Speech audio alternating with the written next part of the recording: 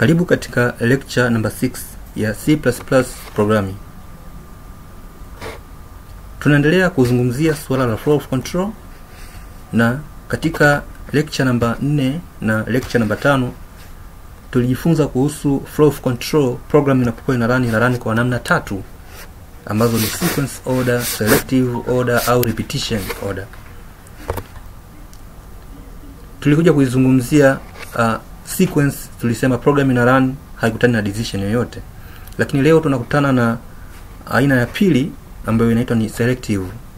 Program inaangalia baina ya vitu viwili, baina ya part mbili, iweze kuexecute kipande gani na iweze kuacha kipande gani.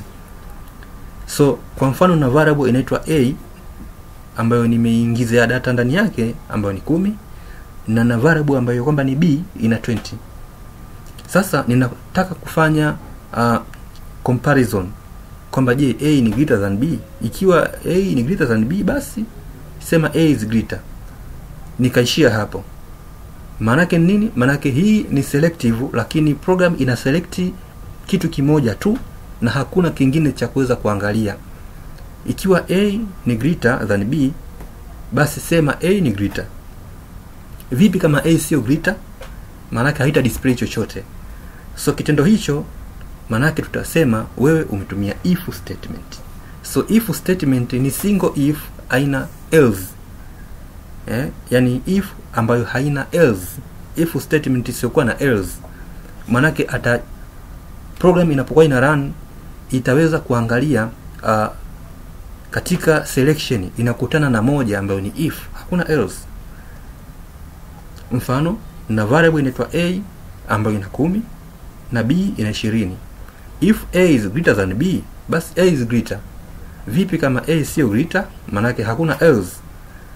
So kwenye program yangu hapo ningeweza kutengeneza program ambayo a ni sawa sawa na 10, b ni sawa sawa na 20. So if a ni greater than b, manake sasa unapozungumzia selective flow of control program, compiler kifika eneo hili tayari unaanza sasa hapa na selection. Inaanza kufanya selection, inaanza kuangalia condition ipi ambayo itamit. Kama a ni greater than b, manake compiler itaingia ndani. Manake kama sio, compiler atatoka nje, atakuja kwenye line nyingine huko, line namba 12. Ikifika huko nje haikutani na else.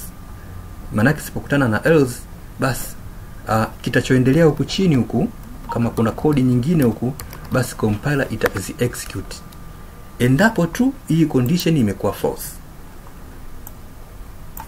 So if a ni greater than b, of course a sio greater than b, kwa hiyo hiki kipande kitaachwa, yani compiler ataskipu kwenye hiki kipande kwa sababu sio kweli.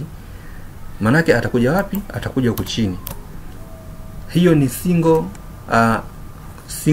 statement. Nimeweka statement moja tu ambayo kwamba inaitwa ni if bus, if condition. Katika video inayofuata tutakuja kuangalia branch mbili. Yani kwa maana kwamba hii ya kwanza ilikuwa na nini? Ilikuwa na single branch. Single branch ni ile statement moja tu inakutana na if, hakuna else. Maana hiyo ni branch moja.